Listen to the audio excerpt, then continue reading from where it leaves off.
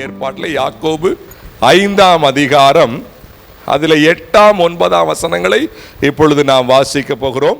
நீங்களும் நீடிய பொறுமையோடு இருந்து உங்கள் இருதயங்களை ஸ்திரப்படுத்துங்கள், கர்த்தரின் வருகை சமீபமாய் இருக்கிறதே.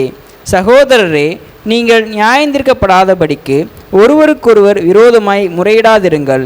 இதோ நியாயாதிபதி வாசற்படியில் நிற்கிறார். போதும். தேவன் இந்த வார்த்தைகளை விசேஷமாய் ஆசீர்வதிப்பாராக. இந்த உலகத்திலே நாம் பார்க்கிற விஷயங்கள், தீமையான காரியங்கள் எல்லாம் ஆண்டவருடைய 2ஆம் வருகையை அதிகமாய் அது உறுதிப்படுத்திக் கொண்டே இருக்கிறதை நாம் பார்க்கிறோம். எந்த பக்கம் திரும்பினாலும் போர்க்களம், அழிவுகள், எங்கு பார்த்தாலும் கண்ணீர், வேதனைகள், சீர்குலைவுகள்.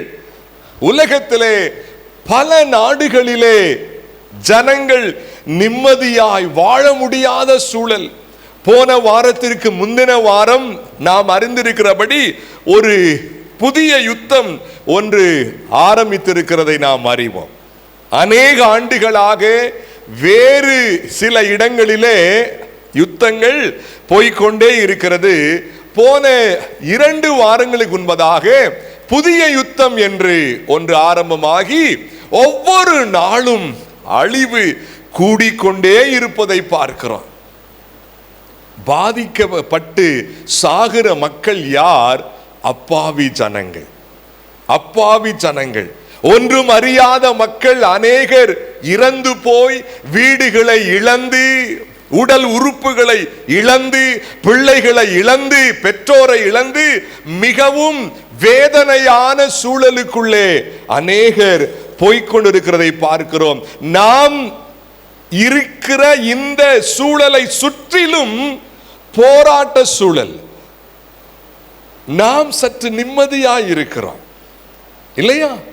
நாம் சற்று நிம்மதியாய், சில பிரச்சனைகள் இருந்தாலும், சில போராட்டங்கள் இருந்தாலும் நாம் அந்த காரியங்களை ஈஸியாய் அதை மேற்கொண்டு விடுகிறோம். ஆனால் சுற்றிலும் ஜனங்கள் பரிதாபமாய் வாழ்ந்து கொண்டிருக்கிறார்கள். மிகவும் பாதிக்கப்பட்டவர்களாக, வேதனைக்குள்ளே இருக்கிறவர்களாக. இந்த உலகம் மகா பெரிய அழிவை நோக்கி போய்கொண்டே இருக்கிறது வேகமாய். ஒரு பெரும் முடிவு அருகே வந்துவிட்டது. ஒரு பெரும் முடிவு. நியாயம் செய்கிறவர், நீதி செய்கிறவர், நியாய தீர்ப்பு உண்டாக்குகிறவர் அருகே வந்து விட்டார். அங்க என்ன வாசிக்கிறோம்? சகோதரரே, இதோ நியாயாதிபதி வாசற்படியில் அருகே, மிக அருகே வந்து விட்டார். நீதியாய் நியாயம் செய்கிற கடவுள், யாரிடத்திலும் எந்த ஒரு பட்சபாதமும் பாராத ஒரு நீதிபதி, பாவத்தை பார்க்க கூடாதவர், பாவத்தின் மேல் கோபம் உடையவர் வாசற்படிக்கு வந்து விட்டார். என் அன்புக்குரியவர்களே, ஒரு காரியத்தை நன்றாய் நாம் புரிந்து கொள்ள வேண்டும். இனியும் காலம் செல்லாது என்ற விஷயம் உள்ளத்திலே ஓடிக்கொண்டே இருக்க வேண்டும். இனியும் காலம் நீட்டிக்கப்பட முடியவே முடியாது. காலம் மிகவும் சிறிதாய் மாறி போனது. எந்த நேரமும் ஆண்டவர் வந்துவிடலாம். எந்த நேரமும், எந்த சூழலிலும் அவர் இறங்கி வந்து உங்களையும் என்னையும் அவர் எடுத்துக்கொண்டு போய்விடலாம். என் அன்புக்குரியவர்களே, அவர் வாசற்படி அருகே வந்து விட்டார். அவர் வாசற்படி அருகே. என் அன்புக்குரியவர்களே, ஆண்டவர் ஆச்சரியமாய் அழகாய் சொல்லுகிறார், கர்த்தரின் வருகை சமீபமாய் இருக்கிறது என்றல்ல, இருக்கிறதே. அவனுடைய வருகை மிகவும் அருகே இருக்கிறதே. கொஞ்சம் அழுத்தமாய் வேதம் சொல்லுகிறது. அவர் நாம் சிந்திக்காத வேளையில இறங்கி வருவாரா? என்னங்க பாருங்கள், வேத புத்தகத்தில் மத்தேயு சுவிசேஷம் 24, 42, 44 வேகமாய். உங்கள் ஆண்டவர் இன்ன நாளிகையிலே வருவார் என்று. என்னங்க? இன்ன நாளிகையிலே வருவார், இன்ன நாளிகையிலே வருவார் என்று நீங்கள் அறியாதிருக்கிறபடியால் விழித்திருங்கள் என்று வேதம் சொல்லுகிறது. என்ன நீங்க கவனிங்களேன், 2 வாரத்திற்கு முன்பதாக ஒரு புதிய யுத்தம் ஆரம்பமாடாமாவா இல்லையா? ஆனால் இது புதிதல்ல. இது என்ன கிடையாதுங்க, புதிதல்ல. காரணம் என்ன? போன மாதங்களிலே ஒரு 6 மாதத்திற்கு முன்பதாக அல்லது போன ஆண்டுகளிலெல்லாம் வேறு சில யுத்தங்கள் ஆரம்பமாகி இன்று வரை அவைகள் எங்க பார்த்தாலும் யுத்தங்கள். இந்த யுத்தங்களை கேள்விப்பட்டு சாதாரணமாகிவிடும். சிந்தனை என்ன செய்யறது, உலகம் அப்படித்தானே இருக்கும். முந்தி மாதிரி இல்ல, இது மட்டும் புரியுது. என்ன முந்தி மாதிரி இல்லைங்க உலகம், எப்ப பார்த்தாலும் சண்டை யுத்தம். இதை கேள்விப்பட்டு முந்தி நம்ம என்ன சொல்லுவோம், ஒரு நாட்டுக்கு இன்னொரு நாட்டுக்கு யுத்தம் வந்துட்டா ஆண்டவர் சொன்னார், நீங்கள் யுத்தங்களின் அப்ப ஆண்டவர் என்ன செஞ்சிருவார் சீக்கிரம். இப்படி முந்தி திங்க் பண்ணின தேவ கூட்டம், தேவ ஜனங்கள் அந்த யுத்தங்களை பற்றி திரும்ப திரும்ப கேட்கிறபடினாலே ஆண்டவருடைய 2ஆம் வருகையை முக்கியமாய் சிந்திக்காத ஒரு காலகட்டத்திற்குள்ளே வந்து விட்டார்கள். ரஷ்யா உக்ரைன் அந்த போர் ஆரம்பித்து 3 ஆண்டுகளுக்கு மேலாகிவிட்டது. 3 வருஷத்துக்கு மேலாக. இன்னும் சில நாடுகளிலே உள்நாட்டு போர் ஆண்டு கணக்கில் நடந்து கொண்டிருக்கிறது. ஆண்டு கணக்கில். ஒரு 100 ஆண்டுகளுக்கு முன்பதாக பல நாடுகளில் யுத்தங்கள் உண்டாகி கொண்டே இருந்தது. அதற்கடுத்து வேர்ல்டு வாராய் அது மாறினது. 1வது வேர்ல்டு வாராய் மாறினது. பல நாடுகள் கூட்டாக சேர்ந்து அந்த யுத்தத்திலே ஏராளமான ஜனங்கள் அழிக்கப்பட்டார்கள். அது போதாதென்று சில ஆண்டுகளுக்கு அப்புறமாக மீண்டுமாய் யுத்தம் ஆரம்பமானது. அது 2ஆம் வேர்ல்டு வாராக மாறினது. அதிலும் ஏராளமான ஜனங்கள் அழிக்கப்பட்டார்கள். இப்பொழுது சில வருடங்களாக மீண்டும் யுத்தம் யுத்தம் யுத்தம் என்ற செய்தி வந்து கொண்டே இருக்கிறது. ஒரு 100 ஆண்டுகளுக்குள்ளாக யுத்தங்கள். 1வது வேர்ல்டு வார், 2வது வேர்ல்டு வார், இன்னும் சில நாட்களுக்குள்ள மேபி 3வது இருக்கலாம். என்ன சொல்ல வருகிறேன், யுத்தத்தை குறித்து கேள்விப்பட்டு அந்த காலத்தினுடைய தாக்கம் யாருக்கும் சிந்தையில நிற்காமல் போய்விடும். ரொம்ப நாளா அதை கேட்டுக்கிட்டு தானே இருக்கும். எப்படி? மீண்டும் வாசிங்க மத்தேயு 24. உங்கள் ஆண்டவர் இன்ன நாளிகையிலே வருவார் என்று நீங்கள் அறியாதிருக்கிறபடியினால் விழித்திருங்கள். நீங்கள் நினையாத நாளிகையிலே சிந்திக்காத சூழல்ல எல்லாம் நார்மலா இருக்கிறது போல இருக்கும் இல்லையா? அந்த சூழலிலே மனுஷகுமாரன் வருவார். என்னங்க? மனுஷகுமாரன் வருவார். ஆதலால் நீங்களும் ஆயத்தமாயிருங்கள். அவர் வாசற்படி அருகே வந்து விட்டார். இதோ நியாயாதிபதி வாசற்படிக்கு வந்து விட்டார். மோட்ச ராஜ்யத்தை விட்டு மீண்டுமாய் இறங்கி இந்த உலகத்திற்கு இறங்கி வந்து தேவ பிள்ளைகளை கூட்டி சேர்க்கும்படியாக அவர் ஆயத்தமாகி விட்டார். நாம் சிந்திக்காத வேளையிலே ஆண்டவர் வர போகிறார். ஆமென், ஹல்லேலூயா. யுத்தங்களை கேள்விப்பட்டு எல்லா சூழ்நிலைகளும் சாதாரணமான ஒரு சூழ்நிலை போல இருக்கும் பொழுது தேவ பிள்ளைகள் கூட சிலர் ஆயத்தமாயிராமல் உலகத்தோடு உலகமாய் நார்மலான ஒரு வாழ்க்கை வாழ்ந்து கொண்டிருக்கும் பொழுது ஆண்டவர் இறங்கி வந்து விடுவார். என் அன்புக்குரியவர்களே, அவர் வருகையை இன்னும் கூட அநேகர் உணராமல் இருக்கிறார்கள். உணராமல் ஆண்டவர் மீட்பர் இயேசு கிறிஸ்து என்ற ஒருவர் முதலாவது இந்த உலகத்திற்கு வந்து பாவிகளை மீட்பவராக, பாவத்தை தீர்க்கிறவராக இந்த உலகத்திற்கு வந்தார். அந்த ஆண்டவரை சொந்த இரட்சகராக ஏற்றுக்கொண்டு இன்றைக்கு ஆணுடைய பிள்ளையாகி இருக்கிறோம். இனி வருவது மீட்பராக அல்ல, நியாயாதிபதியாக, என்னங்க, நியாயம் செய்கிறவராக, நீதிபதியாக இறங்கி வரப்போகிறார். அநேகருக்கு அந்த உணர்வு மங்கி போனது. நீங்க யூடியூப்ல பார்த்திருக்கலாம், சில யூடியூபர்ஸ், கிறிஸ்தவர்கள் அல்லாத யூடியூபர்ஸ் கூட வேதத்திலே இப்படிப்பட்ட விஷயங்கள்லாம் இருக்கிறது என்று சொல்லி பேசுகிறதை நீங்கள் பார்த்திருக்கலாம். பேசுகிறதை நான் சில நாட்கள் முன்பதாக அதை பார்த்தேன். அதிலே ஒருவர் இப்படியாய் சொல்லுகிறார், எனக்கு அதுல நம்பிக்கை இல்லை, ஆனா ஆச்சரியமா இருக்கு, இந்த விஷயம் எல்லாம் வேத புத்தகத்தில் இருக்கிறது. அவர் கூடவே இன்னொன்னு சொல்றாரு, கிறிஸ்தவங்களுக்கு அதை பற்றிய புரிதல் இல்லை, சிலர் மட்டும்தான் கொஞ்சம் இயேசு வரப்போறார் அப்படின்னு சொல்லிட்டு இருக்காங்க, ஆனா பலர் புரிதல் இல்லாம இருக்கிறாங்கன்னு சொல்லி கிறிஸ்தவன் அல்லாத யூடியூபர்ஸ் அதை பற்றி பேசுகிறதை நான் பார்த்தேன். உண்மை அது. அநேக கிறிஸ்தவ மக்கள் ஆவிக்குரிய பார்வை இழந்து, பார்வையிலே ஒளி இழந்து, வெளிச்சம் குன்றி போய் உலகத்தோடு உலகமாய் வாழ்ந்து கொண்டிருக்கிறார்கள்.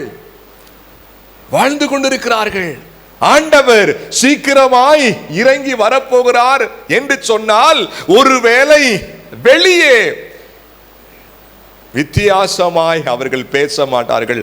உள்ளத்திலே ஒரு கேலியான உணர்வு உண்டாகும். என்னைக்கு வரப்போறார் அவரு, எப்படிங்க என்னைக்கு வரப்போறாரு, என்னைக்கு என்ற உணர்வு அநேக கிறிஸ்தவர்களுக்குள்ள, ஏன் சில போதகர்களுக்குள்ளே கூட இருக்கிறது. அவர்கள் எல்லாம் உலகத்தை மேய்கிறவர்கள். அவங்க யாருங்க? உலகத்தை மேய்கிறவர்கள்.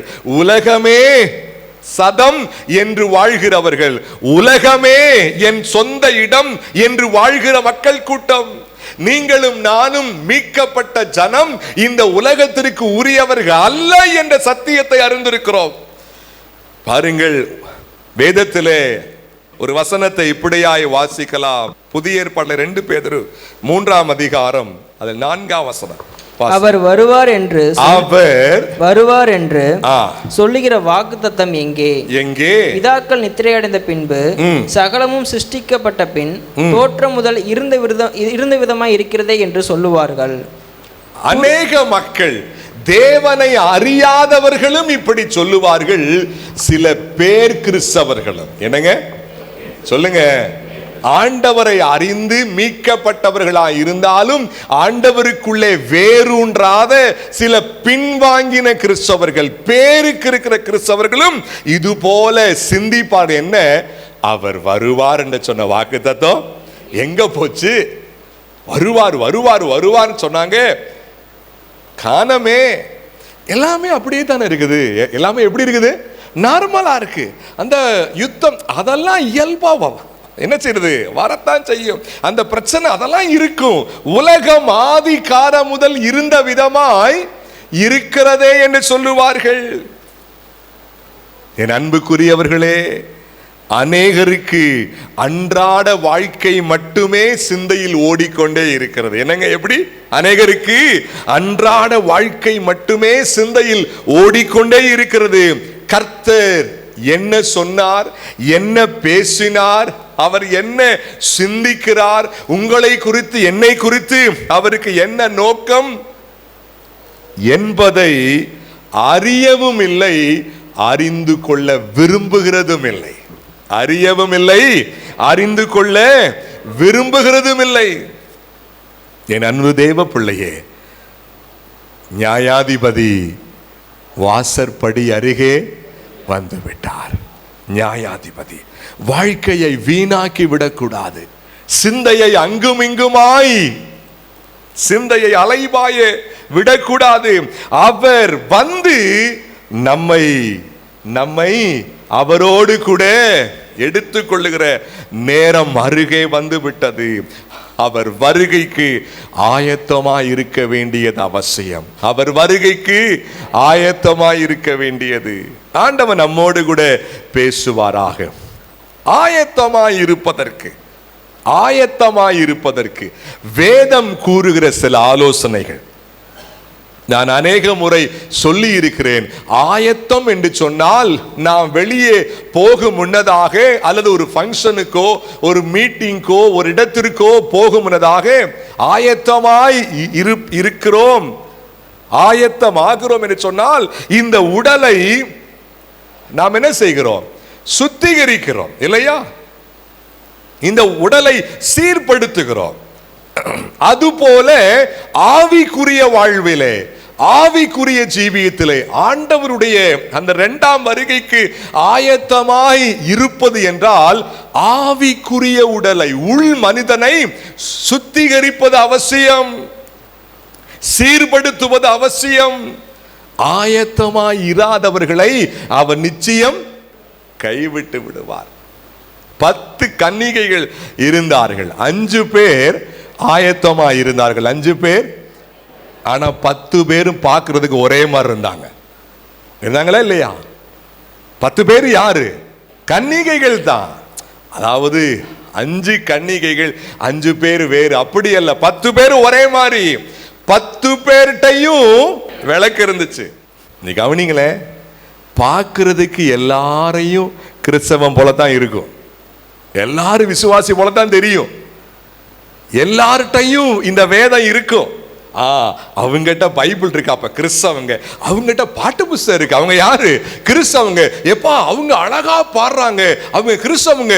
அவங்க ஜெபிக்கிறப்ப முக்காடு போடுறாங்க, அப்ப கிறிஸ்தவங்களா தான் இருக்கும். அவங்கள பாருங்களேன், அவங்களுடைய ஃபேஸ்லயே ஒரு சாஃப்ட்னஸ் தெரியுது, அப்ப கிறிஸ்தவங்களா தான் இருக்கும்.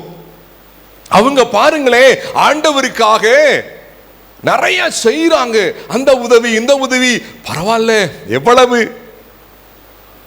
அதுவல்ல, உள்ளே எண்ணெய் இருந்து கொண்டே இருக்கணும். உள்ளே அந்த அந்த ஆவியானவர் என்ற அந்த தெய்வம் உயிரோட்டமாய், அந்த கிறிஸ்தவ வாழ்க்கை ரொம்ப ஆச்சரியமா இருக்குங்க.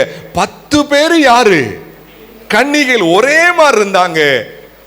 ராஜா வர்றாரு, 5 பேரை உள்ள சேர்த்துக்கிட்டாரு. 5 பேரு 5 பேரை விட்டுட்டு போயிட்டாரு. என் அன்புக்குரியவர்களே, கிறிஸ்தவ வாழ்க்கை அநேகருக்கு ரொம்ப அசட்டையாயிருச்சு. ஏன்னா சில காலங்கள் அப்படியே அது என்ன செய்யுது? போய்கொண்டே இருக்கிறது, அப்படியே போகுது. உலகம், குடும்பம், வேலை, அப்படி இப்படி அப்படியே போறனால அந்த சூடு, அந்த அனல் குறைஞ்சு சாதாரணமாகி விடுறாங்க. ஆனால் அப்படி இருக்கக்கூடாது என்று வேதம் சொல்லுகிறது. என்னங்க? அப்படி இருக்கக்கூடாதுன்னு சொல்லி ஆயத்தமாயிருங்கள் என்று சொல்லுகிறது. கர்த்தரின் வருகை சமீபமாய் இருக்கிறதே அப்படின்றது வேதம்.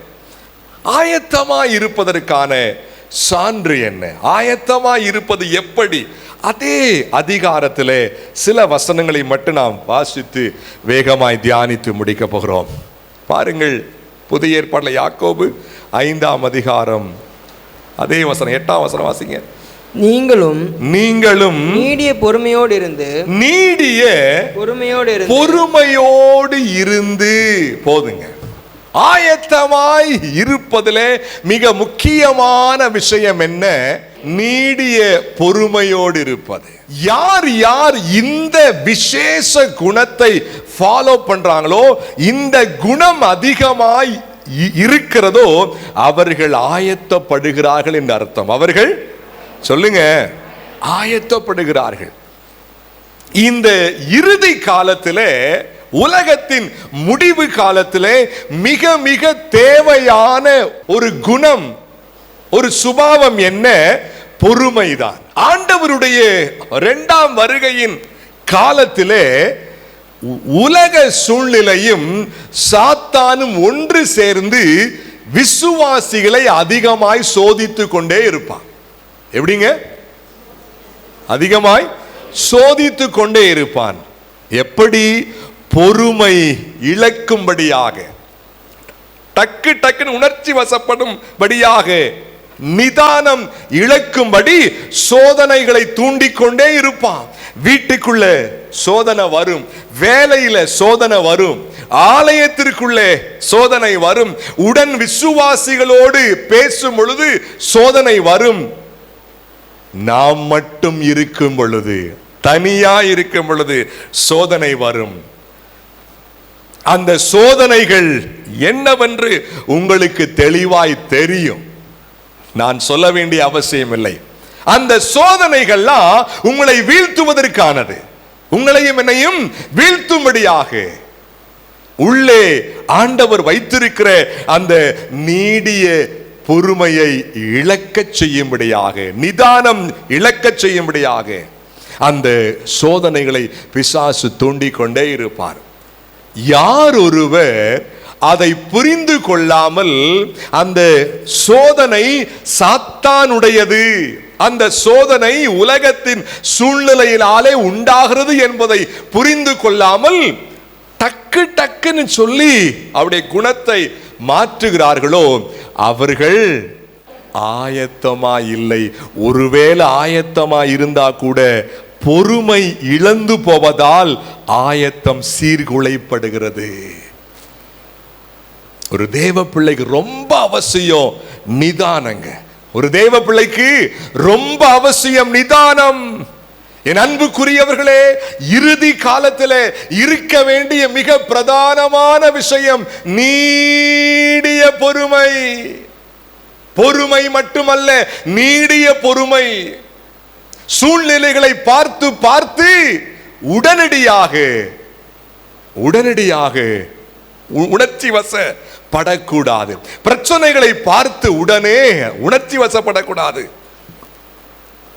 பொறுமையாய் இருப்பதற்கான பலமான தீர்மானத்திற்குள்ளே வர வேண்டும். பொறுமை அவசியம். வீட்டுக்குள்ள புருஷ மனைவிக்குள்ள பொறுமையை ஃபாலோ பண்ணுங்க. வீட்டுக்குள்ள புருஷ மனைவிக்குள்ள உங்க ஒய்ஃப் ஏதாவது ஹார்டா பேசுறாங்களா, உடனே அதற்கு ஈக்குவலா நீங்களும் வேகமா பேசாதீங்க. உங்க புருஷன், உங்க ஹஸ்பண்ட் வேகமா பேசுறாங்களா, அதற்கு ஈக்குவலா நீங்களும் ஸ்பீடா பேசாதீங்க. பொறுத்து செல்ல தீர்மானம் எடுங்க. பொறுத்து செல்ல. சில நேரம் ஆகாத விஷயங்களை பார்க்கும் பொழுது கோபங்கள் நிச்சயமாய் வரத்தான் செய்யும். வீட்டுக்குள்ளே, ஆலயத்திற்குள்ளே, வெளியே, வேலையிலே ஆகாத விஷயங்களை பார்க்கிறோம். ஆண்டவருக்கு பிடிக்காத காரியங்களை பார்க்கிறோம். ஆண்டவருக்கு பிடிக்காத விஷயத்தை பார்க்கும் பொழுது கோபம் பொங்கி இருக்கிறது வேகமாய். ஆனா ஆண்டவர் சொல்றாரு, நீ டீல் பண்ணாத, என்கிட்ட கொடுன்றாரு. நீ டீல் பண்ணாத, என்னிடத்திலே கொடு. முழங்காலிலே நில், தேவ பிரசன்னத்திலே நில், கண்ணீர் விடு. அந்த பிரச்சனையை, அந்த காரியத்தை நான் பார்த்துக் கொள்ளுகிறேன், நீ உணர்ச்சி வசப்படாதென்றார். என்னங்க, நீ என்ன செய்யாத? உணர்ச்சி வசப்படாத. ஏன்னா உணர்ச்சி வசப்பட்டேனா பொறுமை இழந்துருவேன். பொறுமை இழந்து போனா ஆசீர்வாதத்தை இழந்து போவேன். எத்தனை உண்மையான கண்பானவர்களே. அப்படியே அந்த 9க்கு கீழே நான் இப்படியாய் வாசிக்கிறோம். வாசிங்க. இதோ நியாயாதிபதி வாசற்படியில் நிற்கிறார். என் சகோதரரே, கர்த்தருடைய நாமத்தினாலே பேசின தீர்க்கதரிசிகளை துன்பப்படுத்துதலுக்கும் நீடிய பொறுமைக்கும் திருஷ்டாந்தமாக வைத்துக் கொள்ளுங்கள். வேதத்திலே இருக்கிற தீர்க்கதரிசிகளை, வேதத்தில் இருக்கிற மூத்த தேவதாசர்களை உங்களுக்கு எனக்கும் உதாரணமாய் வைத்துக் கொள்ளுங்கள் என்று வேதம் சொல்லுகிறது. ஒரு கோபம் வந்துருச்சு, ஒரு எரிச்சல் வந்துருச்சு, தாங்க முடியல, ரொம்ப கஷ்டமா இருக்குது, பொறுமையா இருக்க முடியல. அந்த நேரத்தில் உங்களுடைய சிந்தனை வேதத்திற்குள்ளே போக வேண்டும் என்று சொல்லி ஆவியானவர் சொல்றாரு. தீர்க்கதரிசிகளை யோசிச்சு பாருங்க. அதுக்கு அடுத்தது இன்னொன்னு சொல்றாரு, இதோ பொறுமையா இருக்கிறவர்களை பாக்கியவான்கள் என்கிறோமே, பாக்கியவான்கள் என்கிறோமே. யோபின் பொறுமையை குறித்து கேள்விப்பட்டிருக்கிறீர்களே, கர்த்தருடைய செயலின் முடிவையும் கண்டிருக்கிறீர்கள். யோபின் பொறுமையை குறித்து கேள்விப்பட்டிருக்கிறீர்கள். இங்க கவனிங்களே, அதற்கு முந்தின வசனத்துல பேசின தீர்க்கதரிசிகளை அநேகர் இருக்கிறார்கள். அந்த மக்களையும் நீங்க என்ன செஞ்சு பாருங்க, சிந்திச்சு பாருங்க. அதற்கு அதிகமாய் யோபுவையும் சிந்திங்கன்றாரு. ஏன்? யோபுவின் பொறுமையை குறித்து கேள்விப்பட்டிருக்கிறீர்கள், கர்த்தருடைய செயலின் முடிவையும் கண்டிருக்கிறீர்கள்.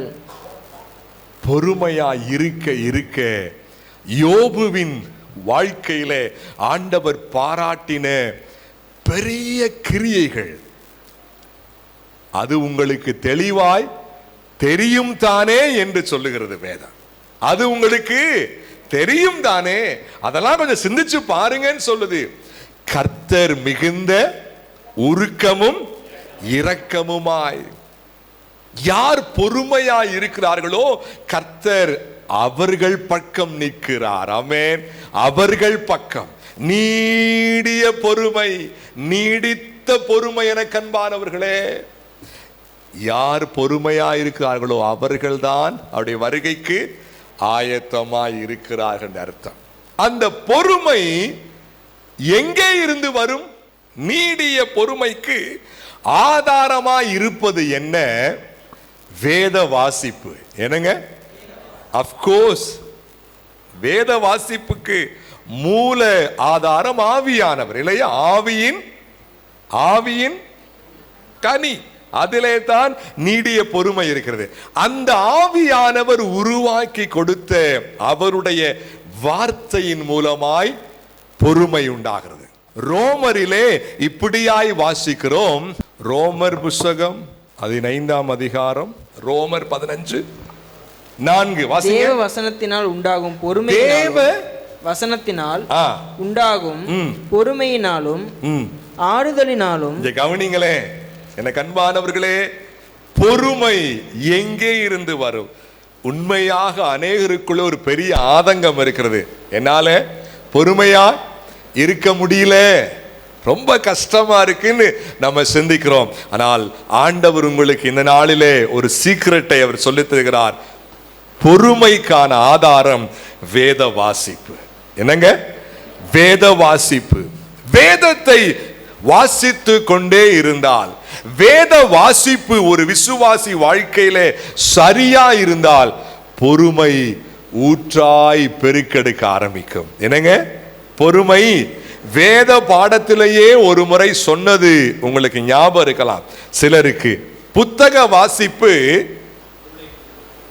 சொல்லுங்க, மூளைக்கு பயிற்சி மட்டுமல்ல, அதிக பொறுமையை உண்டாக்குமா. புத்தக வாசிப்பு பொறுமையை உண்டாக்கும்.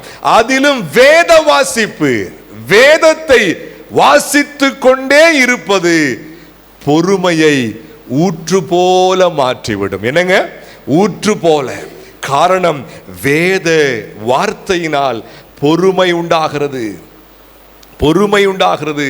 என் அன்புக்குரியவர்களே, ஆண்டவன் நம்மோடு கூட பேசுவாராக. அதிகமாய் உணர்ச்சி வசப்படாதீர்கள், அதிகமாய் உணர்ச்சி வசப்படாதீர்கள். குடும்பத்திலே பொறுமையை ஃபாலோ பண்ணுங்க, வேலை ஸ்தலத்திலே பொறுமையை ஃபாலோ பண்ணுங்க, ஆலயத்திற்குள்ளே பொறுமையை ஃபாலோ பண்ணுங்க. காரணம் என்ன? அதுதான் நீங்கள் ஆயத்தமாய் இருக்கிறீர்கள் என்பதற்கு அடையாளம். பொறுமை இல்லாம டக்கு டக்குன்னு முன்கோபப்பட்டுக்கிட்டு, எரிச்சப்பட்டுக்கிட்டு, கோபப்பட்டுக்கிட்டு இருந்தா அது சாத்தானுக்கான வாசலா மாறிடும். உங்க வாழ்க்கைக்குள்ள சாத்தான் கிரியை செய்வதற்கு அது வாசலாய் மாறிவிடும். பொறுமை இருக்கும் பொழுது ஆவியானவர் வந்து அங்கே கிரியை செய்வதற்கு அது ஏதுவாகும். ஆண்டவர் நமக்கு உதவி செய்வாராக. இரண்டாவதாக வாசிங்க, அதே வசனம் வாசிங்க. நீங்களும் நீடிய பொறுமையோடு இருந்து உங்கள் இருதயங்களை ஸ்திரப்படுத்துங்கள். என்னங்க அர்த்தம்? உங்கள்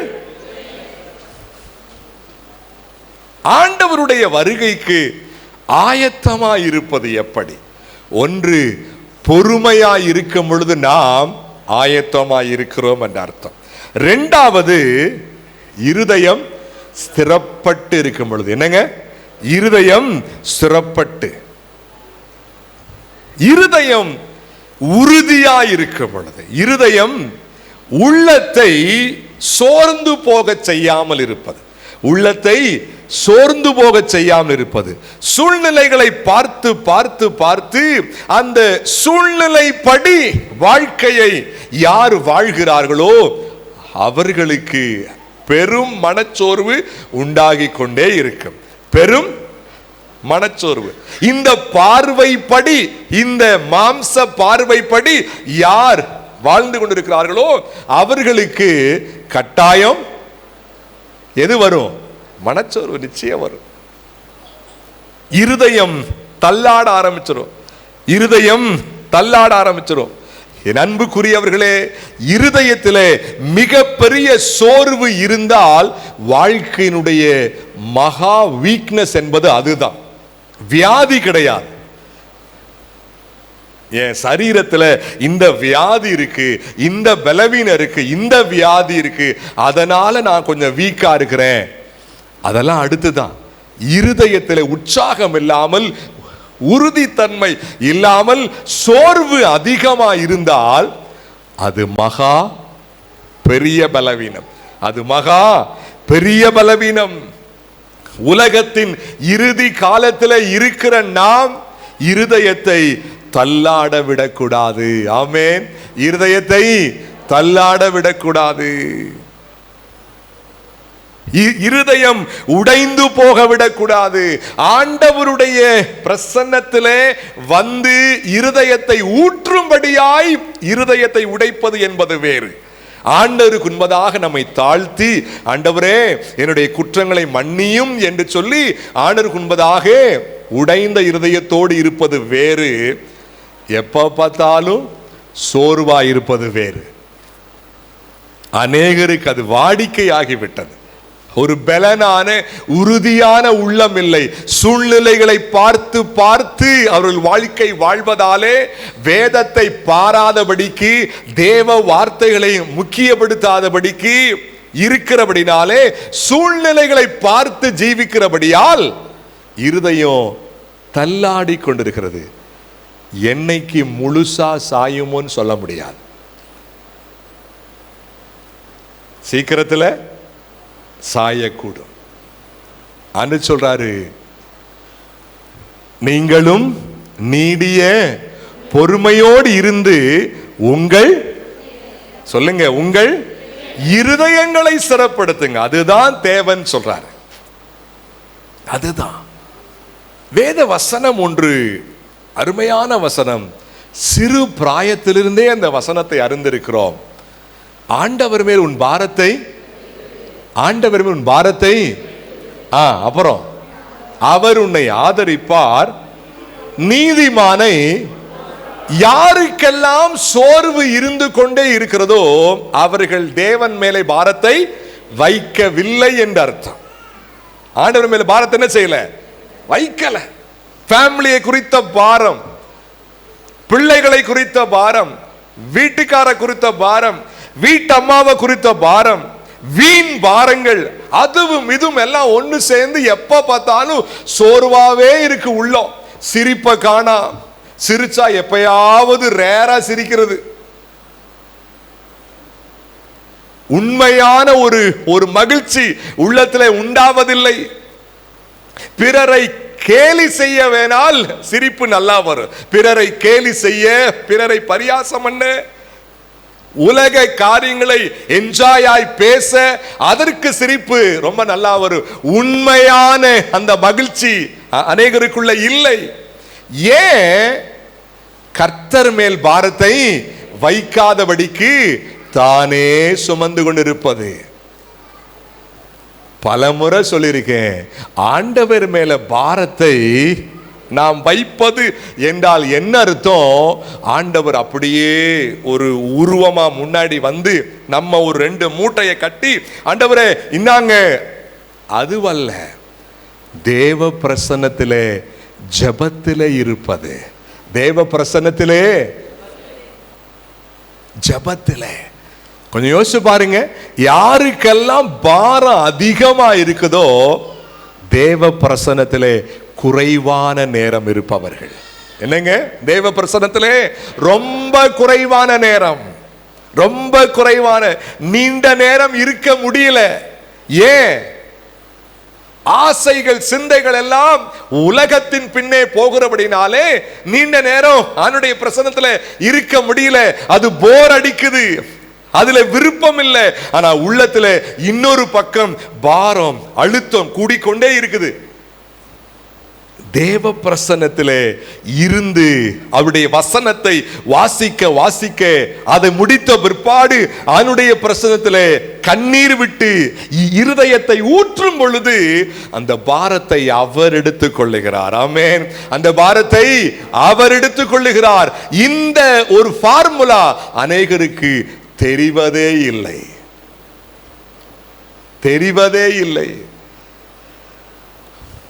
அநேகருக்குள்ளே அப்படிப்பட்ட ஆவிக்குரிய வெளிச்சம் வருவதே இல்லை. ஆவிக்குரிய வெளிச்சம். ஆண்டவர் நம்மோடு கூட பேசுவாராக. இருதயம் உறுதிப்பட்டு இருக்க வேண்டுமானால் அதற்கான இடம் தேவ பிரசன்னம்.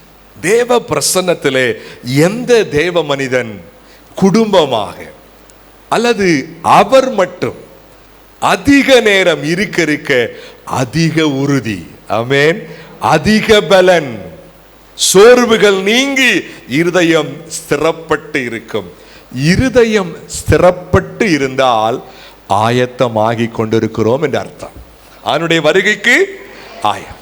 இருதயம் முக்கிக்கிட்டு இருக்கு, முட்டி மோதிக்கிட்டு இருக்கு, ஆயத்தமா இல்லைன்னு அர்த்தம். இன்றைக்கு கர்த்தர் நமக்கு உதவி செய்வாராக. ஆண்டவருக்கு நம்ம வாழ்க்கையை முழுமையாய் ஒப்பு கொடுப்போம். ஆண்டவரே, இத்தனை காலங்கள் என் இருதயம் தள்ளாடி கொண்டிருக்கிறது, ஒரு சின்ன விஷயத்தை கூட என்னால தாங்க முடியல. ஆண்டவரே, உடைஞ்சு உடைஞ்சு போயிடுறேன், என் இருதயத்தை ஸ்திரப்படுத்தும். ஆண்டு சொல்றாரு, வா என் பிரசன்னத்துக்கு வா, உட்காரு, வேதத்தை எடு, வாசி, புரியுதோ புரியலையோ வாசி, அதை வாசிக்க வாசிக்க நான் உன்னோடு பேசுவேன் சொல்றாரு, நான் உன்னை சிறப்படுத்துவேன் சொல்றாரு. மூன்றாவதாக வாசிங்க, அடுத்து வாசிங்க அப்படியே. சகோதரரே, நீங்கள் நியாயம் தீர்க்கப்படாதபடிக்கு ஒருவருக்கொருவர் விரோதமாய் முறையிடாதிருங்கள்.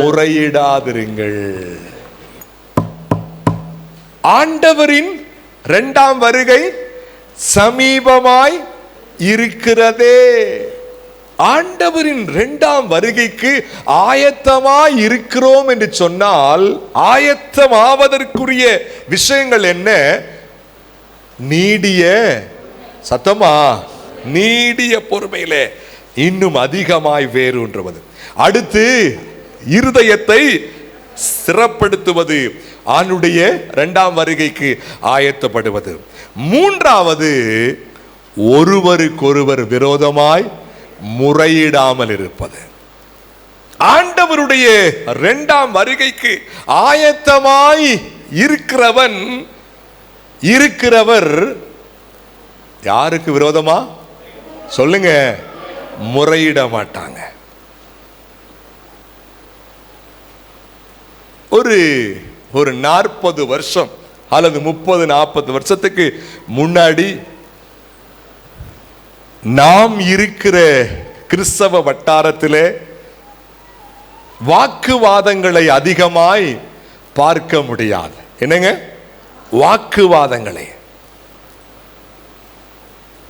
போட்டி பொறாமைகளை அதிகம் பார்க்க முடியாது. அப்கோர்ஸ் இல்லாமல் இல்லை, இருந்திருக்கிறது, ஆதி முதல் இருந்திருக்கிறது. ஆனால் கிறிஸ்தவ வட்டாரத்திலே அதெல்லாம் பெரிதாய் பார்க்க முடியாத ஒரு காலகட்டம் இருந்தது. இப்பொழுது வாக்குவாதங்கள் எங்கு பார்த்தாலும், கிறிஸ்தவ வட்டாரத்தில் சொல்றேன், எப்படிங்க? கிறிஸ்தவ வட்டாரத்தில் வாக்குவாதங்கள், அதிருப்திகள், ஒருத்தருக்கொருத்தர் கோபதாபமாய், எரிச்சலாய், பொறாமையாய் இருக்கக்கூடிய, அது கூடிக்கொண்டே இருக்கக்கூடிய காலகட்டம். ஆவிக்குரிய முதிர்ச்சி குன்றி போகிற காலகட்டத்திலே வாழ்கிறோம். ஆவிக்குரிய முதிர்ச்சி, ஆவிக்குரிய மெச்சூரிட்டி. இந்த யாக்கோபு புஸ்தகத்தினுடைய தீம், இந்த யாக்கோபு புஸ்தகத்தினுடைய தீம் என்பது என்ன? ஆவிக்குரிய முதிர்ச்சி. அதனுடைய தீம் ஆவிக்குரிய முதிர்ச்சி ஒரு தேவ பிள்ளைக்கு இருக்க வேண்டும் என்பதற்காகத்தான் இந்த புத்தகத்தை ஆவியானவர் அந்த யாக்கோபு மூலமா எழுதுகிறார். ஆனால் ஆச்சரியப்படும் விதமாக ஆவிக்குரிய முதிர்ச்சி இன்றைக்கு குறைந்து போய்விட்டது.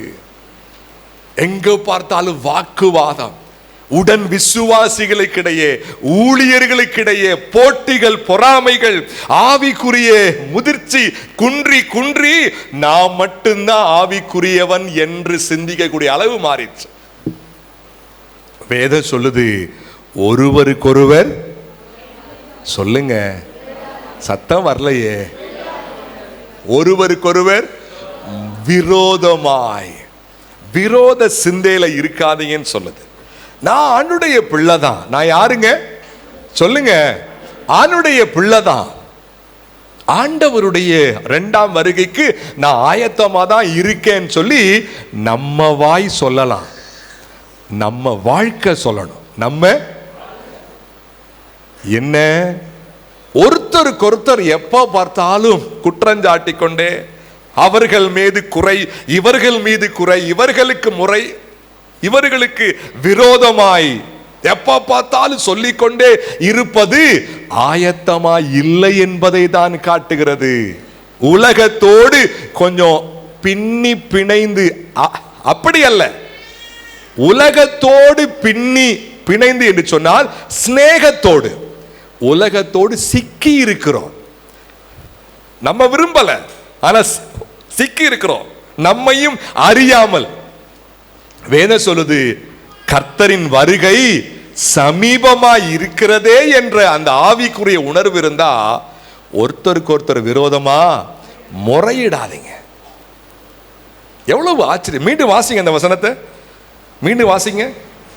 சகோதரரே, நீங்கள் நியாயம் தீர்க்கப்படாதபடிக்கு, நியாயம் தீர்க்கப்படாதபடிக்கு ஒருவருக்கொருவர் விரோதமாய் முறையிடாதிருங்கள். முறையிடாதிருங்கள். நீங்கள் நியாயம் புரிஞ்சுக்கங்க. ஒருத்தருக்கொருத்தர் விரோதமா பேசிக்கிட்டே இருக்கோம்னா உங்க மேல கண்டிப்பாய் நியாய தீர்ப்பு வரும். ஜாக்கிரதையா இருங்க. எப்ப பார்த்தாலும் அவர்கள் குறை, இவர்கள் குறை, அவர்கள் சரியில்லை, இவங்க சரியில்லை, அவங்க சரியில்லை, அந்த விசுவாசி சரியில்லை, அந்த அம்மா சரியில்லை, இவங்க சரியில்லை, ஏன் அதுக்கு மேல போய் ஊழியக்காரர் சரியில்லை, ஊழியக்காரம்மா சரியில்லை, இவங்க சரியில்லை. நியாய தீர்ப்பு கண்டிப்பாய் வரும். நான் சொல்லவில்லை, வேதம் சொல்லுகிறது. ஏன் வாய் நான் பேசுறேன், அப்படி இருக்காதீங்க. உங்க மேல கண்டிப்பாய் நியாய தீர்ப்பு வர, ஜாக்கிரதையா இருங்க. ஏன்? வருகை அருகே வந்துருச்சு. இன்னமும் வாழ்க்கை மாறாம கண்ண ரெண்டையும் விரிச்சுக்கிட்டு அவங்க சரியில்லை, இவங்க சரியில்லை, அவங்க அப்படி, இவங்க இப்படி, ஒருத்தருக்கு ஒருத்தர் விரோதமாய் முறையிடாதிருங்கள். என் அன்புக்குரியவர்களே, நான் ஆயத்தமா தான் இருக்கிறேன் அப்படின்னு சொன்னா வாழ்க்கை மூலமா அதை காட்டுங்க. அம்மா, பிள்ளைகளே, அருமையான தேவ பிள்ளைகளே, வாழ்க்கை மூலமாக என்ன, முறையிடாம இருந்து காட்டுங்க. என்னங்க? முறையிடாம, பிறரை குறித்த பிறரை குறித்த தாழ்ச்சியான கோபமான எண்ணத்தை முதலாவது அறிக்கையிடுங்க ஆண்டவர்கிட்ட. சில தேவ பிள்ளைகள், சில தேவ பிள்ளைகள் ஆவிக்குரிய முதிர்ச்சியோடு கொஞ்சம் இருப்பாங்க. அவங்க கண்ணு பார்க்க சிலர் புத்தி இல்லாம பேசுறாங்க, சிலர் இடையூறு பண்றாங்க, சிலர் பெரும் இடையூறாய் இருக்கிறாங்க. அந்த குறை இந்த குறை பேசுறாங்க, தாங்க முடியல, வேகமா யார்ட்டையாவது என்ன செய்யணும்? வேதம் சொல்லுது, தேவன் அண்டை முறையிடுங்கள். ஆமென். ஒருத்தருக்கு ஒருத்தர் முறையிடாதீங்க, தேவன்கிட்ட சொல்லுங்க. அல்லது உங்களுக்காக பாரத்தோடு ஜெபம் பண்றவங்ககிட்ட, ஆவிக்குரிய முதிர்ச்சியோடு இருக்கிறவர்கள்ட்ட, நீங்கள் எந்த சபையிலே அங்கமாய் இருக்கிறீர்களோ அங்கே உங்கள் மேல அக்கறையான உடன் விசுவாசிகள், அக்கறை என்று சொன்னால் இப்படி செய்யறவங்கள சொல்லல, எப்படி சொச்சோ ஜெபிக்கிறதை அக்கறைன்னு சொல்றேன். எப்படிங்க? ஆவிக்குரிய சிந்தையோடு இருக்கிறவர்களை, உங்களோடு கூட சேர்ந்து அதே சிந்தையில் இருப்பவர்களை அல்ல, ஆவிக்குரிய உணர்வோடு இருப்பவர்களை வேதம் ரொம்ப எச்சரிக்கிறது. பொறுமையாயிருங்கள், உங்கள் இருதயங்களை ஸ்திரப்படுத்துங்கள். ஒரு முக்கியமான ஒரு பாயிண்டா சொல்லிருச்சு, சண்டை ஓடாதீங்க அப்படின்னு சொல்றதுக்கு முன்னாடி நியாய தீர்ப்பு இருக்குன்னு சொல்லிட்டு சொல்றாரு. மீண்டும் வாசிங்க வசனத்தை. சகோதரரே, நீங்கள் நியாயம் தீர்க்கப்படாதபடிக்கு ஒருவருக்கொருவர் விரோதமாய் முறையிடாதிருங்கள். என்னங்க? இதோ நியாயாதிபதி வாசற்படியில். என் அன்புக்குரியவர்களே, பிறர் சரியா இல்லை, பிறர் சரியா இல்லை, பிறர் சரியில்லை என்று கூறுவதை விட நான் சரியா இருக்கிறேனா என்று ஆராய்வது அதிக முக்கியம். நான் சரியாய் இருக்கிறேனா என்று ஆராய்வது அதிக முக்கியம். தன்னை பார்க்காமல், எப்படிங்க? தன்னை பார்க்காமல் பிறரிடத்திலே முறையிட்டு கொண்டே இருப்பது. மீண்டும் சொல்றேன், கூர்மையா கேளுங்க. எப்படி? தன்னை பார்க்காமல் பிறரிடத்திலே முறையிட்டு கொண்டே இருப்பது கோல் சொல்லுதல் ஆகும், புறங்கூறுதல் ஆகும். அது பேர் என்னது? புறங்கூறுதல். ஆதங்கத்தை கொட்டுறோங்க. என்னத்தை கொட்டுறோம் சொல்லுங்க? ஒன்றும் இல்லைங்க, நான் அவங்கள பற்றி குற்றமா சொல்லணும்னு நான் அப்படி சிந்திக்கல, அவ்வளவு ஆதங்கம் இருக்குங்க. கொட்டுங்க கொட்டுங்க, ஆதங்கத்தை கொட்டுங்க. அந்த வாய் போய் இன்னொரு இடத்துல கொட்டும், இன்னொரு இடத்துல கொட்டும், அப்படியே ஊரு பூரா வரும். லாஸ்ட்ல ஆண்டவர் அவங்ககிட்ட கேட்க மாட்டார், உங்கள்கிட்ட தான் கேட்பார். நீ எதுக்கு உன் ஆதங்கத்தை அங்க கொட்டின? ஆதங்கத்தை கொற்ற இடம் தேவ பிரசன்னம் இல்லையா? ஆமென். ஆதங்கத்தை ஷேர் பண்ணுகிற இடம் அவனுடைய பிரசன்னம் இல்லையா? அல்லது உன்மேல் அக்கறையா இருக்கிற தேவ பிள்ளைகள் இல்லையா? அல்லது ஊழியக்கார இடத்துல இல்லையா? அந்த உணர்வு இல்லாமல் ஆதங்கத்தை கொட்டுறாங்களா? நியாய தீர்ப்பு இருக்குது, ஜாக்கிரதையா இருங்க. பிறரிடத்துல குறை குற்றம் பொழுதன்னைக்கும் நியாய தீர்ப்பு ரெடியா இருக்குது. என் அன்புக்குரியவர்களே, வேதம் கூறுவதை பாருங்கள். 1 கொரிந்தியர் புஸ்தகம் 6ஆம் அதிகாரம், சீக்கிரம் எடுங்க பாப்போம் வேகமா. 2ஆம் வசனத்தினுடைய கீழ்ப்பகுதி, 3ஆம் வேத வசனத்தினுடைய கீழ்ப்பகுதி, அடுத்து 7ஆம் வசனம் வாசிங்க. அற்ப வழக்குகளை தீர்க்க, நீங்கள் அபாத்திரரா? நீங்கள் அபாத்திரரா? என்ன அர்த்தம் அதுக்கு? சின்ன சின்ன விஷயத்தை கூட உட்கார்ந்து பேசி உங்களால தீர்க்க முடியலையா அப்படின்னு கேட்கிறார் ஆவியார். அடுத்து கீழே, இந்த ஜீவனுக்கேற்றவைகளை நீங்கள் தீர்த்து கொள்ள கூடாதிருக்கிறது எப்படி? இந்த உலகத்துக்கேற்றவைகளை கூட தீர்க்க முடியாம இருக்கிறீங்களே, அவ்வளவு பின்வாங்கி இருக்கிறீங்களான்னு கேட்கிறார். அப்புறம் 7ஆம் வசனம், ஏன் அநியாயத்தை சகித்துக் கொள்கிறதில்லை? மேல இருந்து வாசிங்க. அப்படி செய்கிறதை விட நீங்கள் ஒருவரோடு நீங்கள் ஒருவரோடொருவர் வழக்காடுகிறது எவ்விதத்திலும் குற்றமாயிருக்கிறது. என்னங்க? எவ்விதத்திலும் குற்றமா. பிள்ளைகளே, நான் சொல்லலைங்க, வேதம் சொல்லுது. நீங்கள் ஒருவரோடொருவர் வழக்காடுகிறது எவ்விதத்திலும் குற்றமா இருக்கிறது. கவனிங்களே, அங்கே சொன்ன வசனம் தான். நீங்கள் நியாயம் தீர்க்கப்படாதபடிக்கு விரோதமாய், அதே வசனம் தான் இங்க. நீங்கள் ஒருவரோடொருவர் வழக்காடுகிறது. என்ன அர்த்தம் அப்படின்னா, சண்டை போட்டுக்கிட்டு இருக்கிறது, எரிச்சப்படுறது, அங்க குறை இங்க குறை பேசிட்டு இருக்கிறது, இதெல்லாம் எவ்விதத்திலும் குற்றமா. என்னங்க? எவ்விதத்திலும் என்ன சொன்னாலும் அது குற்றம் தான். இல்லைங்க, அது அது கொஞ்சம் எனக்கு கொஞ்சம் கஷ்டமாயிருச்சு, நான் கொஞ்சம் ஹர்ட் ஆயிருக்கேன், எனக்கு கொஞ்சம் ஆதங்கமா இருக்கு, அதனால இல்ல குற்றம்தான், இல்ல அது குற்றம். அதை தேவன் பார்த்து கொண்டிருக்கிறார். அப்படிப்பட்டவர்கள் ஆயத்தமா இல்லை. அவங்க என்னவா இல்லை? ஆயத்தமா இல்லை. அடுத்து கீழே வாசிங்க. அப்படி செய்கிறதை விட நீங்கள் ஏன் அநியாயத்தை சகித்துக் கொள்கிறதில்லை? ஏன் நஷ்டத்தை பொறுத்துக் கொள்கிறதில்லை? நீங்கள் ஆவிக்குரியவர்கள் தானே. நீங்கள் யார்? ஆவிக்குரியவர்கள் தானே. ஏன் அநியாயத்தை, ஏன் இப்படி இருக்கிறீங்க அப்படின்னு கேக்குது. என் அன்புக்குரியவர்களே, ஆண்டவர் நம்மோடு கூட பேசுவாராக. முந்தின 2 விஷயமும் இருந்தா, முந்தின எது? நீடிய பொறுமையும் இருதயமும் சிறப்பட்டு இருந்தால் நிச்சயமாய்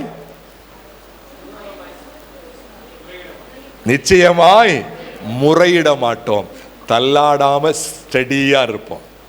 இட்ஸ் ஓகே, இட்ஸ் ஓகே, பரவாயில்ல. அவங்க அப்படி பேசிட்டாங்களா, இவங்க அப்படி பேசிட்டாங்களா, இவங்க அப்படி பேசிட்டாங்களா, இட்ஸ் ஓகே, பரவாயில்ல. ஏன்? அந்த 2 விஷயம் ஸ்ட்ராங்கா இருக்கு. என்ன?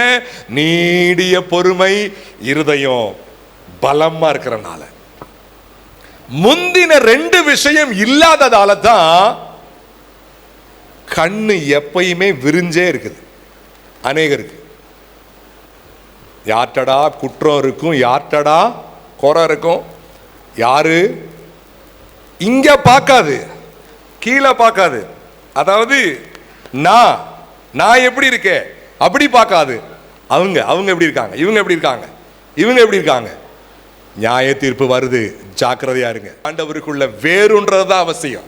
ஆமென், ஹல்லேலூயா. ஆண்டவருக்குள்ளே வேறுன்றுவதுதான் அவசியம். அன்பு தேவ பிள்ளைகளாகிய நாம் நம்மை பார்ப்போம் முதலாவது. ஏன்? நான் வாயை திறந்து ஒருத்தவங்களை சரியில்லைன்னு சொன்னா ஃபர்ஸ்ட் ஆண்டவர் சொல்றாரு, நீ உன்னைய பாரு, ஃபர்ஸ்ட் நீ என்ன செய்ய, நீ சரியா இருக்கியான்னு பாருன்னு கேட்கிறார். இல்ல, நான் செஞ்சதை விட அவங்க செஞ்சது கொஞ்சம் பெருசு, அதை நீ சொல்லாத, அதை என்ன செய்யாத. ஏன் இப்படி சொல்லக்கூடாதா? நியாய தீர்ப்பு இருக்கா. என்னங்க இருக்குது சொல்லுங்க. ஒருவருக்கொருவர் விரோதமாய் முறையிடாதிருங்கள். முறையிடாம பொறுத்து போவதுதான் ஆயத்தமாயிருக்கிறது அடையாளம். ஆமென், ஹல்லேலூயா. ஆயத்தமாயிருப்பதற்கு முறையிடாதீங்க, குற்றம் சொல்லாதீங்க. பிசாசுக்கு பெயர் இருக்கிறது. என்ன பெயர்? குற்றம் சாட்டுகிறவர். அந்த பெயரை கூட சிலர் எடுத்துக்கிறோம். நம்மளே அவனுக்கு மட்டும் இருக்கலாமா அந்த பெயர், எனக்கு கொஞ்சம் இருக்கட்டும்னு சொல்லி அந்த பெயரை தூக்கி சூட்டிக்கிறோம். என்ன எப்ப பார்த்தாலும் பிறர. ஆச்சரியமா இருக்கு. என்னைக்கு அவங்க வாழ்க்கைய அல்லது என்னைக்கு நம்ம வாழ்க்கைய பார்க்க போறோம் தெரியல. நம்ம வாழ்க்கையே இங்க முட்டிக்கிட்டு மோதிக்கிட்டு இருக்கு. ஆண்டவருக்குள்ள வேறுன்றாம, ஆண்டவருக்காக இன்னும் அநேக ஆத்துமாக்கள் ஆதாயப்படுத்தாம ஏகப்பட்ட சிக்கல்ல ஓடிக்கிட்டு இருக்கு. வேதம் சொல்லுது, ஆயத்தமாய் இருப்பதற்கு சான்று என்ன? ஒருத்தருக்கு ஒருத்தர் விரோதமா முறையிடாதிருங்க. அப்ப என்னங்க செய்யறது? தேவ பிரசன்னத்துக்கு வாங்க, அழுங்க, கண்ணீர் விடுங்க. ஆண்டவரே அந்த விசுவாசிய பாருங்க, ஆண்டவரே அந்த ஊழியக்கார பாருங்க, ஆண்டவரே எங்க ஊழியக்கார பாருங்க. ஆண்டவர்ட்ட சொல்லுங்க, ஆண்டவர்ட்ட சொல்லுங்க, அழுங்க, ஜெபிங்க. அந்த வேலை அவர் பார்த்துக்குவார். ஆமென், அல்லேலூயா. இறுதியாக ஒரே ஒரு விஷயத்தை மட்டும் பார்த்து முடிக்க போறோம். யாக்கோபு 5:20 வாசிங்க. தப்பிப்போன மார்க்கத்தினின்று பாவியை திருப்புகிறவன் ஒரு ஆத்மாவை மரணத்தினின்று ரட்சித்து திரளான பாவங்களை மூடுவான் என்று அறிய கடவன். ஆண்டவருடைய இரண்டாம் வருகைக்கு ஆயத்தமாய் இருக்கிறவர்கள் ஒன்று நீடிய, இரண்டாவது சத்தமா, மூன்றாவது, நான்காவது ஆத்துமாக்கள் மேல் பாரத்தோடு இருப்பாங்களா. எந்த ஆடு வழி தப்பி பாதை மாறி போனதோ அந்த ஆடை பின்தொடருவார்கள். போய் என்ன செய்து வருவதற்கு? திருப்பி கொண்டு வருவதற்கு. மீண்டும் வாசிக்கிற வசனத்தை மீண்டுமாய் வேகமா. தப்பிப்போன மார்க்கத்தினின்று பாவியை திருப்புகிறவன், பாவியை திருப்புகிறவன், சத்தமா சொல்லுங்க, பாவியை திருப்புகிறவன் ஒரு ஆத்மாவை மரணத்தினின்று ரட்சித்து. என் அன்புக்குரியவர்களே, இருக்க வேண்டிய பிரதான குணம் ஆத்தும பாரம், ஆத்தும ஆதாயம்.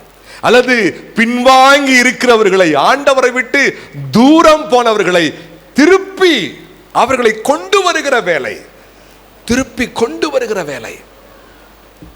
ஆண்டவர் நம்மோடு கூட பேசுவாராக. அதுதான் நாம் ஆயத்தமாய் இருக்கிறோம் என்பதற்கு அடையாளம். ஆத்துமாக்கள் போகும்படியாய் செய்வதல்ல. எப்படிங்க?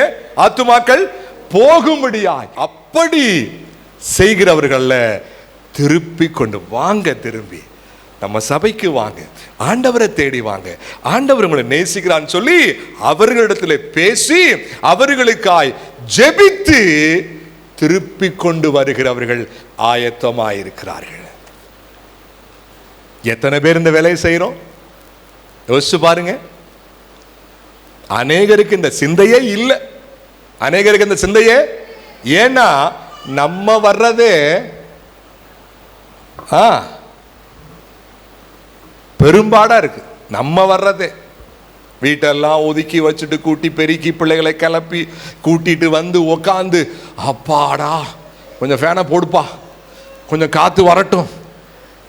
இதுல எங்க மற்றவங்களை ஆண்டவர் சொல்றாரு, சிந்தின்னு சொல்றாரு. மற்றவங்களை சிந்திச்சு பாரு.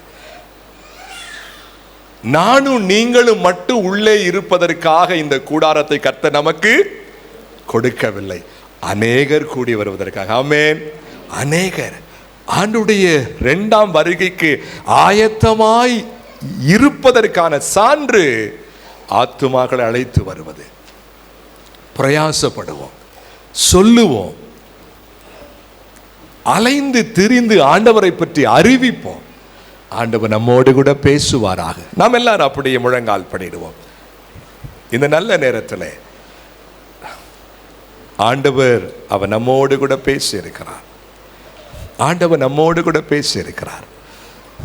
ஆண்டவருடைய இரண்டாம் வருகை சமீபமாய் இருக்கிறது என்றல்ல, இருக்கிறதே. நீடிய பொறுமையாய் இருப்பது ஆயத்தமாய் இருக்கிறோம் என்று அர்த்தம். இருதயம் சோர்ந்து போகாமல் இருக்க செய்வது ஆயத்தமாய் இருக்கிறோம் என்று அர்த்தம். யாருக்கும் விரோதமாய் பேசாமல் இருப்பது ஆயத்தமாய் இருக்கிறோம் என்று அர்த்தம். ஆத்தும பாரத்தோடு ஆத்துமாக்களை கொண்டு வருவது ஆயத்தமாய் இருக்கிறோம் என்று அர்த்தம். ஆண்டவன் நம்மோடு கூட பேசட்டும். தயவாய் தேவன் பேசின அந்த காரியங்களை உள்ளத்திலே ஒரு கணம் சிந்தித்து பார். ஆண்டவரே, என்னை இப்படியாய் மாற்றும் என்று கேளுங்க. இயேசுவே, என்னை இப்படியாய் மாற்றும் என்று சொல்லுங்க. எனக்கு உதவி செய்யும் என்று கேளுங்க. என்னோடு பேசிக் கொண்டதுக்காய் ஸ்தோத்திரம் என்று சொல்லுங்க.